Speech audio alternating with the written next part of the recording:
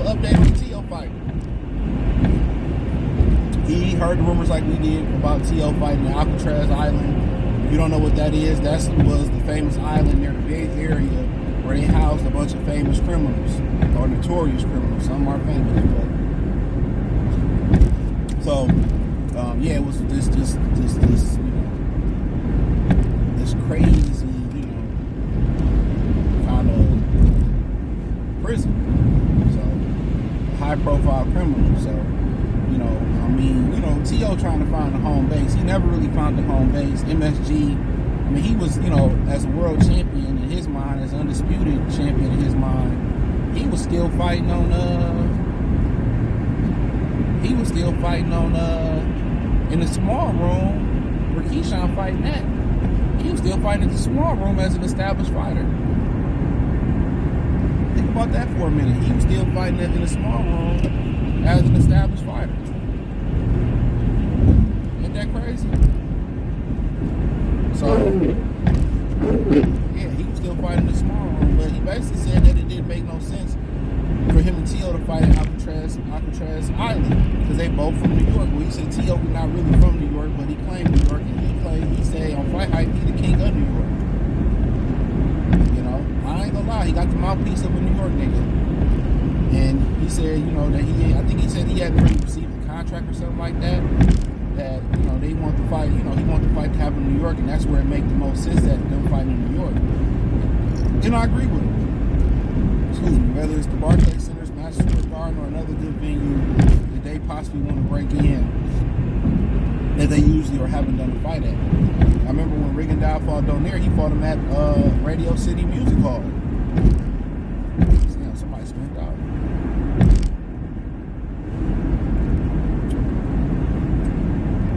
Straight up spent out. He fought him at Radio Music City Hall.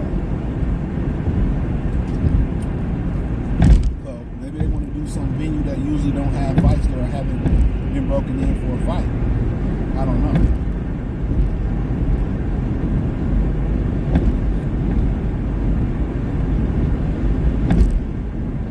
But, it's a fight that definitely should happen next. Especially if Teo plans to go up to 147 pounds and challenge Boots. I think this would be an interesting fight. In my humble opinion, this would be a very interesting fight. You get to get in there, and I think it's a bad matchup for Teo. I think if Hitchens can actually learn to have some confidence in his offense a little bit more and early, I think he'd be a hell of a fighter, bro. If he learned to really, mount offense and still, maintain defensive integrity, I think he'd be straight. I think he's just so defensive. He kind of remind me of Shakur. He's so defensive. But once he started to find that rhythm, versus who was it, Liam Paro, he started to find that rhythm. He started to mount offense. Started my offense.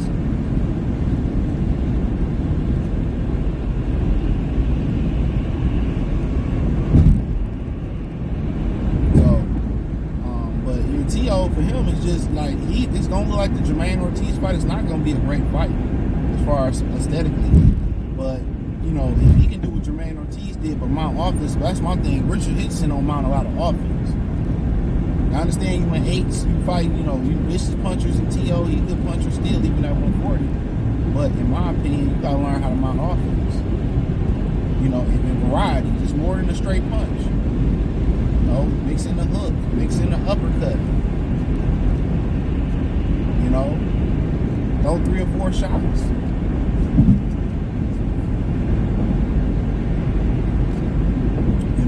I think he gotta learn to mount some offense. Once he do, and he still can be really good defensively, he can, damn, another car spent out. It's wild. This time it's a Ford Explorer. They spent out last night. Yeah, man, a lot of these dudes, a lot of people be thinking you can just speed on ice and speed through this shit, man. Oh, man, you gotta take your time. When you going at low speeds and you hit that ice, you be straight. If you going at high speed, you hit that ice, first thing niggas gonna do when it's start to veer off, first thing inexperienced people or people that panic do is hit that brake. Brake ain't gonna help you now, nigga. Honestly, it becomes your worst enemy. A lot of time I spent out in high school, we were skipping too.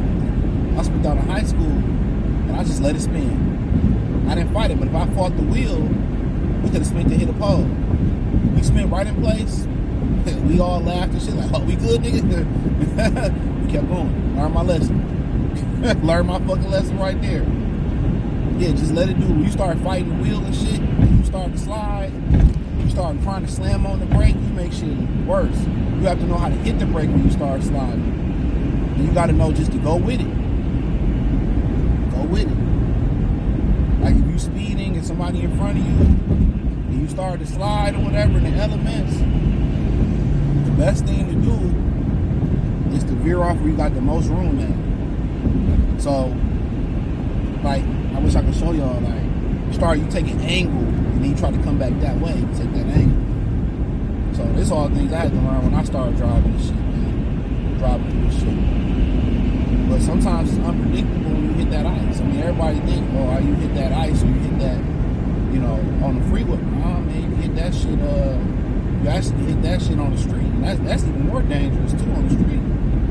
Kids walking, animals, you know, other cars parked and shit. So, yeah, it becomes dangerous. There's a bunch of shit going on this morning. So, that's the number one thing I would say for people who are not customary. I know y'all Southerners getting a lot of snow this year more than usual. Or people that drive up north who are not accustomed to driving in the snow. My thing is get out early. Don't rush it. You get there when you get there. When you start rushing, you make mistakes. You're American. You ain't rushing. Yeah, just take your time, bro. You know, I drive through counties and cities who don't even drop salt. And the reason why Michigan uses salt and not sand is because that's we rich in salt. A lot of salt mines in Michigan, but nonetheless, just a little less. But yeah, I think that fight make a lot of sense in New York. But like I said before, if Richard Hitchens, if that check right and they tell you to go to Alcatraz Island, do it at Alcatraz Island. You're getting it's a unification bout. You may never get that opportunity again. How a lot of these people are how politics is moving in boxing. You know, it's funny how you be like, you know, somebody like Dan Marino made it to the Super Bowl his rookie year, I believe it was, never made it again. You know, that's how it's becoming in boxing. Like, you know, if I don't take this opportunity, I may never unify again. It's not because you're not good enough or you lose or you'll fall off a cliff. It just boils down to opportunity and just too much politics. You know, the sanctioning belt bodies like to be like the person that's just too agreeable and who try to please everybody. They try to please everybody and they end up pleasing nobody. Pick a side. That's the sanctioning belt bodies go. You know, and the side they should pick is boxing. If you don't want to recognize our belt anymore, okay, cool. But we're gonna stick to real boxing. We're going to stick to real boxing. We're going to stick to our guns. We're going to stick to, you know, we're going to stick to what we believe in. And the best fight in the best. If we order a fight and you don't want to do it, get out our sanction belt bodies. Fuck your couch. Come on. You know? And I'm a firm believer in that. I'm all for the police this morning and I ain't even speeding. I'm a firm believer in that. So yeah, in my personal opinion, beggars can't be choosers. You go to Alcatraz Island, take your black ass to Haitian ass to Alcatraz Island. You know, you went to Puerto Rico to get your first title. People gonna respect it, nigga. You go to Puerto Rico to get a title, and then you turn around and go to you know, Alcatraz Island to get a title. Remember, a lot of people respected Ndongo before people started disrespecting him after what Crawford did to him. Ndongo went to like multiple countries to win his title. You can't take that away from that man. Regardless, you beat Jermansky, beat a bunch of guys. You know, he was going to niggas' backyards. You know how hard that is? Mentally, you have to be mentally tough to go to somebody's backyard and take a strap. And take multiple straps. Because you know, I might get robbed. You got to just focus on winning. And letting the chips fall where they may fall at. This nigga driving with a cigarette. These motherfuckers are serious. Some motherfuckers say, I'm gonna have my cigarette right here. It's so funny, man. What about dudes at my job? He unloaded the truck for me before I got to work. He was like, yeah, it was this chick. She came in when I was trying to describe her, because I got a couple of chicks that come in on my side. I'm like, I said, I forget what he said, man. There's another fool behind me trying to speed behind me. Nah, these the type of niggas that slide out. You can't even tell the terrain is real slick. They think because they got 4-wheel drive, they want to slide out. And it's really slick right here because they don't drop ice in the city or salt in the city. He's going to be the idiot. He passed all them people with a New York tag, by the way. Richardson, he got a New York license plate. No, many from New York. I think fat meat ain't crazy.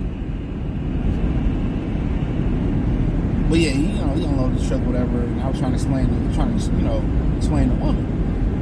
He had one with the smoker face. I'm like, damn. Like, yeah, that's her. Like, she got a husband and shit. And, talk to her and shit, too. Oh, yeah, that's your funny shit. But, yeah, that's all I'll say, man.